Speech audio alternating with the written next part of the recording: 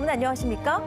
그동안 부산 부동산 시장의 수건이었죠. 조정 대상 지역이 전면 해제됐습니다. 정부가 오늘 부산에 남아있던 3개 구, 즉 해운대, 수영, 동래구를 조정 지역에서 모두 해제한 겁니다. 당장은 침체됐던 지역 부동산 시장이 활기를 띠게 될 것으로 전망되고 있습니다. 자세한 내용을 정은주 기자가 보도합니다.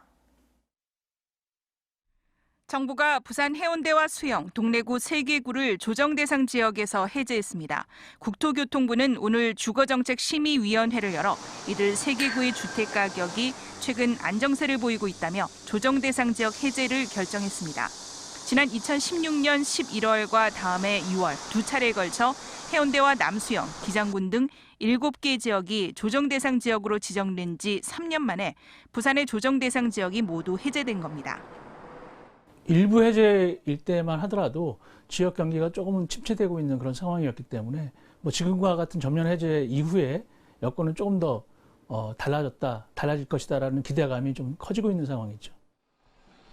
주거지로 인기 높은 이들 3개구가 조정 대상 지역에서 벗어나면서 지역 부동산 시장은 활기를 띨 걸로 전망됩니다. 아파트 매매 가격이 100주 이상 하락세를 보이고 최근 3년 사이 매매량도 반토막이 나는 등 부산의 부동산 시장은 그동안 침체를 벗어나지 못했습니다. 조정 대상 지역에서 규제를 받았던 분양권 전매 제한, 양도세 중과 등도 풀리면서 지역의 주택 시장이 회복세를 보일 거란 분석입니다. 1주택자 비과세 요건이라든지 대출 부분 때문에 실질적으로 이제 매수를 못했었던 이제 수요들이 다시 살아날 가능성이 많기 때문에 앞으로는 조정 대상 지역 해제 이후에는 이 3개 지역들이 전체적으로 부산의 주택 시장을 견인을 할 것 같습니다. 다만 규제가 풀린 부산 부동산 시장에 투기성 역외 자본이 몰리면서 집값이 폭등할 우려도 있는 만큼 실수요자들은 신중한 접근도 필요하다는 것이 전문가들의 조언입니다. MBC 뉴스 정은주입니다. 최근 야생 멧돼지들이 부산 주택가에 잇따라 출몰하면서 주민 안전을 위협하고 있습니다. 지난 밤에만 무려 20마리가 가까운 멧돼지가 도심에 나타나 경찰이 총을 쏴서 사살하는 일도 벌어졌는데요. 이처럼 멧돼지 위협은 날이 갈수록 커지고 있는데 지금 대책이라고는 사살하거나 포획하는 것이 전부인 실정입니다. 송광무 기자입니다. 오늘 오전 남구 대연동의 한 주택가. 순찰차에 들이받친 멧돼지가 골목길로 도망갑니다. 경찰관이 차에서 내려 뒤쫓더니 결국 실탄을 발사합니다. 네, 멧돼지는 바로 이곳에서 경찰 총에 맞아 사살됐는데 당시는 아이들 등굣길이어서 큰 인명피해로 이어질 뻔했습니다. 네, 저 밑에 딱 오니까 막 총살이 막 세방 소리가 나대. 몇십 년, 50년 살았는 동네 처음. 하루 사이 부족한 먹이를 찾아 부산 주택가로 내려온 멧돼지만 18마리에 이릅니다. 올해 멧돼지 도심 출몰 신고 건수는 100여 건으로 대부분 산 및 주택에 밀집되어 있습니다. 지난 5년 동안의 멧돼지 출몰 장소를 살펴보면 금정산과 백양산, 구덕산 주변 지역은 특히 멧돼지 위협에 크게 노출되어 있습니다. 문제는 멧돼지 위협에 대한 대책이 나타나면 사살하거나 포획하는 식의 사후 대응뿐이라는 겁니다. 환경부와 서울대 연구진이 작성한 야생 멧돼지 관리 방안 보고서입니다.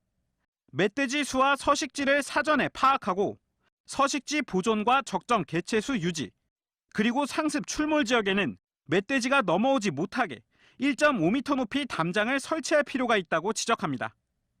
그러나 부산은 상습 출몰 지역 관리는커녕 멧돼지 개체수와 산속 서식지 위치조차 아예 파악되어 있지 않습니다. 서식지 부분에 대한 것 자체가 체계적으로 조사되어 있는 부분이 없어서 포괄적으로 다 이렇게 조사가 되고 보호가 돼야 될 부분이 서식지 관련일 건데 지금은 그 멧돼지가 이동할 수 있는 통로를 저희가 별도로 만들어줄 수 있는 사항도 아니고. 지난해 전국적으로 100만 제곱미터당 멧돼지 개체수는 5.2마리로 해마다 느는 상황. 멧돼지 도심 출몰이 잦아질 가능성이 큰 만큼 근본적인 대책이 필요한 시점입니다. MBC 뉴스 송광무입니다. 우리나라를 이렇게 활보하고 있는 일본 화로차. 국민청원은 물론 국정감사에서도 이 문제는 주요 이슈로 다뤄졌습니다. 근데 한 업체가 이 화로차를 이용해서 일본산 수산물을 밀수입했던 사례가 뒤늦게 드러났습니다. 세관의 관리 감독 체계에 허점이 확인된 겁니다. 임선은 기자입니다. 국내 A업체는 올해 4월 화로차에 일본산 조개류를 실어서 우리나라로 수입했습니다. 당시 부산 본부 세관에 신고한 수입량은 7톤. 하지만 A업체가 실제로 수입한 양은 9톤이었습니다. 일본산 조개 2톤을 밀수입한 겁니다. 정식으로 일본산 수산물을 수입할 땐 반드시 세관에 생산지 증명서와 방사능 검사서를 제출토록 하고 있습니다. 반면 밀수입된 일본산 수산물은 이런 검증을 전혀 받지 않습니다. 심각한 건 이처럼 검증 안 된 일본산 수산물이 시장에 유통됐을 가능성입니다. 세관 측은 A업체 관계자를 조사한 결과 밀수입한 조개가 전량 폐기된 사실을 확인했다고 밝혔습니다. 폐기된 양이 밀수량인 2톤 맞냐고 따져 묻자 그 부분은 확인해 줄 수 없다고 답합니다. 중량이 아주 의미가 없는 중량 그 차이는 있지만 그게 뭐 기자님 생각하신 것처럼 뭐 2톤인데 1톤만 폐기 그런 건 전혀 아닙니다. 폐기물 업체에 직접 그 수사를 하신 건 아니고요. 그런 것까지는 제가 답변드리기가 좀 어렵습니다. 나아가 화로차를 통한 일본산 수산물의 밀수가 얼마든 가능하다는 사실도 확인됐습니다. 화로차에 실린 수산물의 경우 세관이 아닌 이른바 검량업체가 밀수입된 양이 없는지 확인하는 구조입니다. 이 검량업체만 눈을 감으면 얼마든 밀수입이 가능합니다. 일본에서 부산항으로 들어온 화로차는 지난 2016년 613대에서 지난해 1,581대로 2.6배 증가했습니다. MBC 뉴스 임선응입니다. 부산시 위원회의 셀프 용역과 방만한 위원회 운영 실태 보도해드렸는데요. 자, 이번엔 전체 위원회의 위원 명단을 확인해봤더니 같은 이름이 여기저기 숱하게 등장했습니다. 즉, 한 명이 여러 위원회 위원으로 2중, 3중, 중복으로 위촉된 건데요. 부산시가 이런 위원회 문제를 개혁하기 위해서 정책 연구 용역을 추진했는데 관련 위원회에서 이 예산을 삭감해버렸습니다. 조수환 기자입니다. 1년 전 구성된 부산시 일자리위원회입니다. 민선 7기 야심차게 출범해 그동안 3차례 회의했지만 일자리 시책 보고하고 위원들 한마디씩 한 게 거의 전부입니다. 지자체 최초로 지역 상위와 협업을 해서 일자리 1만 개 플러스 프로젝트를 추진하여 이 위원회의 위촉직 외부 인사는 19명, 이 중 13명, 70% 가까이가 다른 위원회에서도 위원직을 동시에 맡고 있습니다. 2중, 3중 중복 위원들입니다. 부산시 위원회 설치 및 운영에 관한 조례입니다. 위원들의 위원회 중복 참여를 제한하고 있습니다. 취재진이 일부 미공개 위원회를 제외한 부산시 위원회 위원 명단을 분석한 결과 전체 3,400여 개 위원 자리 가운데 49%가 2개 이상 위원회에 중복 위촉된 위원들로 채워져 있고 이 중 93명의 인사들이 4개 이상 위원회에 소속돼 661개 위원회 위원 자리를 차지하고 있는 것으로 확인됐습니다. 중복 참여를 제한한 관련 조례가 무색합니다. 아는 사람 위주로 하고 그런 사람들이 뭐 풀이 넓을 수가 없는 거죠. 그래서 이제 뭐 보통 그 풀이 한계가 있으니까 한 명이 여러 군데에 들어가는 이런 상황이 되게 됩니다.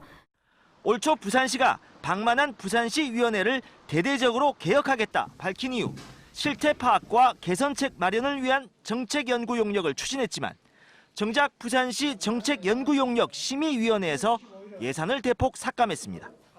위원회가 위원회 개혁에 제동을 건 모양새입니다. 적어도 최소한의 용역비가 예산으로 확보되어야지만이 좀 적절하고 또 혁신적인 용역 결과가 나올 수 있다고 보기 때문에 지난해 부산시 위원회 위원 중 5명은 무려 20년 넘게 위촉직 위원 자리를 지키고 있었던 것으로 나타났습니다. 한 번 하면 쭉 하는 그냥 직업이 위원인 셈입니다. MBC 뉴스 조수아입니다.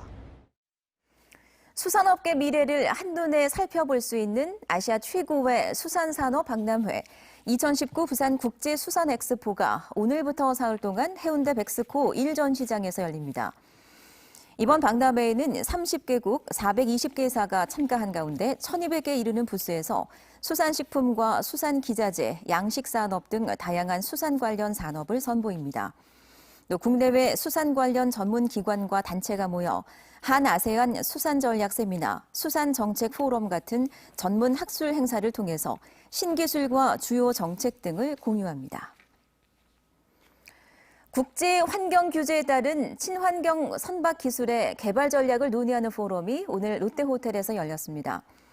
해양산업 통합 클러스터가 개최하는 이번 포럼에는 해양산업 관련 47개 기관과 전문가 200여 명이 참여한 가운데 LNG와 수소에너지, 조선해양용 초소형 원자로 등을 이용한 친환경 선박을 주제로 강연과 토론을 진행했습니다. 한아세안 특별정상회의 개최를 앞두고 부산에 사는 이주민들을 위한 정책과제를 논의하는 포럼이 오늘 부산시 의회에서 열렸습니다.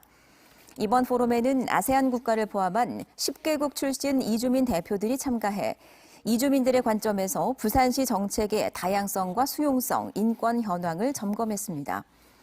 지난 2017년 기준 부산에 살고 있는 이주민은 모두 64,145명이며 그중 30%가 아세안 국가 출신입니다. 부산시에 따르면 하단 녹산 간 도시철도 건설 사업에 대한 기획재정부의 예비 타당성 조사 결과가 다음 달 나올 예정입니다. 해당 사업은 지난해 4월 기재부 예타조사 대상으로 선정됐고 정부와 부산시가 올해 예타를 통과하고 내년 초 기본계획 수립 착수를 검토 중인 것으로 알려졌습니다. 하단 녹산 도시철도 건설 사업 구간은 도시철도 1호선 하단역에 이어 13개 역을 14.4km에 걸쳐 건설하는 사업으로 이르면 2027년에 개통될 전망입니다. 오거돈 부산시장이 사드 사태 이후 막힌 중국 단체 관광객 유치를 위해서 내일부터 이틀간 중국 베이징을 방문합니다.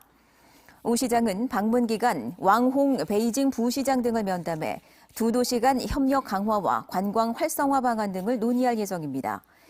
2017년 사드 배치 뒤 중국 관광객이 급감한 이후 중국 정부가 일부 단체 관광을 허용하고는 있지만 부산 관광업계는 아직 회복세를 체감하지 못하고 있습니다.